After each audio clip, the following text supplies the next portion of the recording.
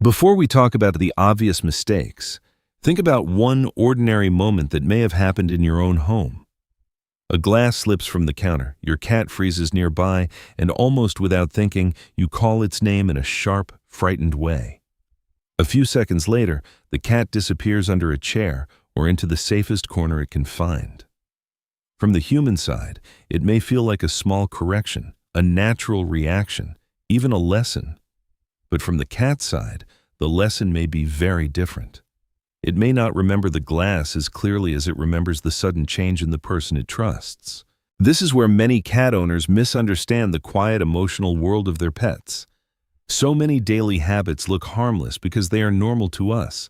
We touch, feed, arrange the house, leave for work, and react to messes the way humans naturally do. None of it comes from cruelty. Most of it comes from habit, convenience, or love. Yet for a cat, those same actions can carry a completely different meaning. The real problem is not that you do not love your cat. It is that sometimes you may be loving your cat in a language your cat does not understand. That is where this story begins inside 6 familiar habits. From that first misunderstanding, the clearest place to begin is the moment many owners react without realizing what their cat is learning. A cat knocks something from a shelf, scratches a chair, jumps onto a table, or steps into a place where it is not supposed to be. The reaction comes quickly. The owner says the cat's name sharply, raises their voice, or uses a strict tone because, from a human view, this feels like correction, a way to say, "Do not do that again." But cats do not understand discipline in the same sequence people do.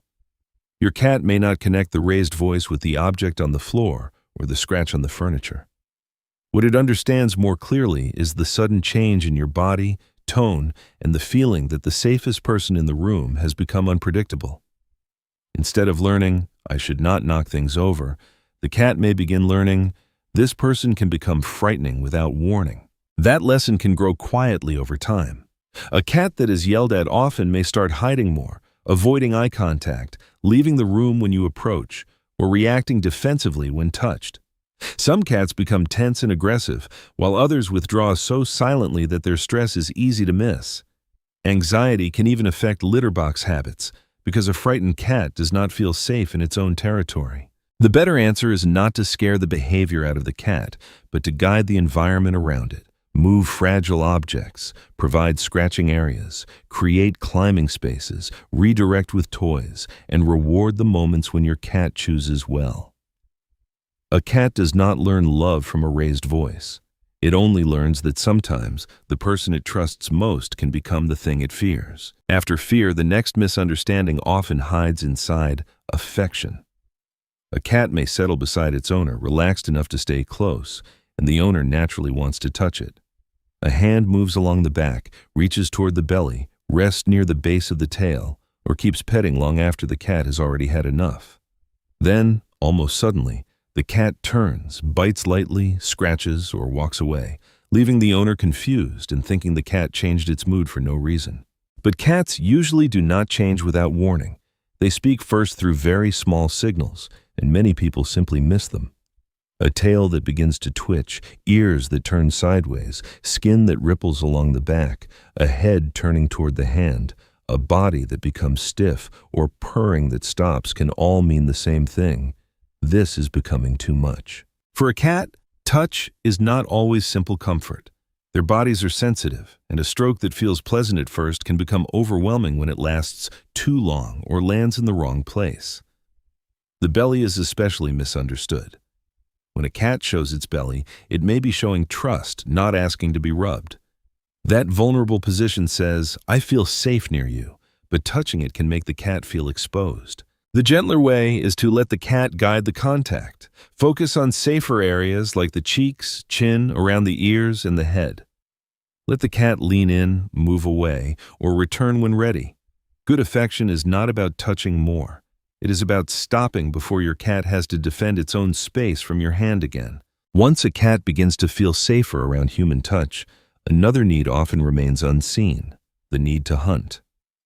Many indoor cats sleep for hours, move slowly through the home, and seem calm enough that their owners describe them as easy, quiet, and low maintenance. But a silent cat is not always a satisfied cat. Sometimes, what looks like peace is really the result of a life with too little mental stimulation. A cat may live in a modern apartment, eat from a bowl, and never need to catch anything to survive. Yet its brain is still built around the hunting sequence.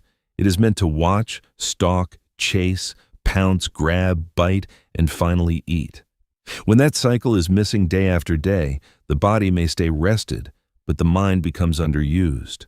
Some cats grow bored, overweight, irritable, or restless, while others start grooming too much or sleeping not from comfort, but because there is nothing else to do. This is especially common in homes with few climbing areas, no changing environment, and toys that simply lie on the floor.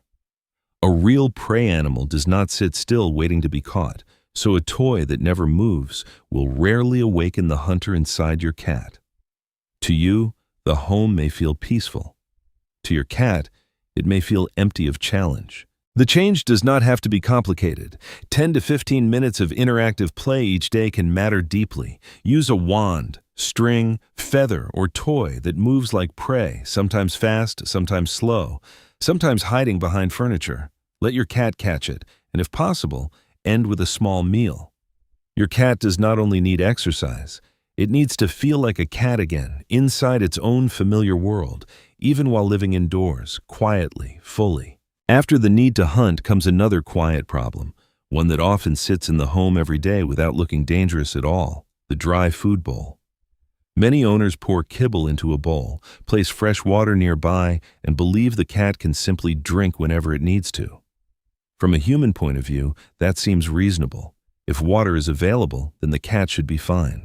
But cats do not always work that way. Their ancestors received much of their moisture from prey, so many cats have a naturally low drive to drink on their own. When a cat eats mostly dry food for months or years, it may take in less water than its body truly needs, even if the water bowl is full. Over time, that quiet shortage can place extra pressure on the kidneys and urinary tract. The difficult part is that owners may not notice anything at first. Some cats dislike water placed too close to their food. Some prefer moving water over still water. Others drink so little that the bowl barely changes, yet the problem remains hidden. A full water bowl does not always mean a hydrated cat. This is why small changes can matter. You do not have to remove kibble completely if your cat is used to it, but adding wet food a few times a week can help increase moisture intake. Some cats accept a little warm water mixed into food, while others drink more when water bowls are placed in different areas of the home or offered through a fountain. It also helps to watch litter box habits, because straining, small amounts of urine, or frequent trips can be warning signs. Cats cannot always tell us when their bodies are thirsty, so we have to notice for them. From hydration, the next hidden stress often begins with something even more basic: the litter box. Many owners place it where it is easiest to ignore: behind a washing machine, in a dark corner, in a basement, inside a storage room, or in a small hidden space. The reason makes sense from a human perspective. No one wants to see it, smell it, or have it interrupt the clean look of the home. But to a cat, the litter box is not just a household object. It is a place where the body becomes vulnerable, and vulnerability matters to an animal that is both predator and prey. When a cat uses the box, it needs to feel that it can see enough of the space around it and leave quickly if something feels wrong. A box pushed into a narrow, dark corner with only one way out can feel less like privacy and more like being trapped. This is why some litter box problems are not really disobedience. A cat that holds its urine, avoids the box, or chooses another place in the home may not be trying to punish anyone. It may be reacting to the location, the noise of machines, a door that moves suddenly, a covered box that feels too closed, or scented litter that smells pleasant to people but overwhelming to the cat. The solution is to think less about hiding the box and more about making it safe. Choose a quiet area that is not isolated, not too dark, and easy to exit. Keep it clean, avoid strong scents, and in multi-cat homes, provide enough boxes in different areas, usually one per cat plus one extra. A clean litter box in the wrong place can still be frightening. For cats, safety matters more than secrecy. After the litter box, we reach the quietest misunderstanding: The belief that cats are fine being alone for long hours because they are independent. They do not bark when you leave, they do not destroy shoes, and they often do not show their loneliness in dramatic ways. Because of that silence, many people assume that a cat can spend the entire day by itself without feeling much at all. But independence is not the same as emotional distance. Many cats form deep attachments to the people they live with, and they often learn the rhythm of a home. They know when you wake up, when the door closes behind you, and when you are likely to return. A cat that does not run to the entrance is not necessarily a cat that was not waiting.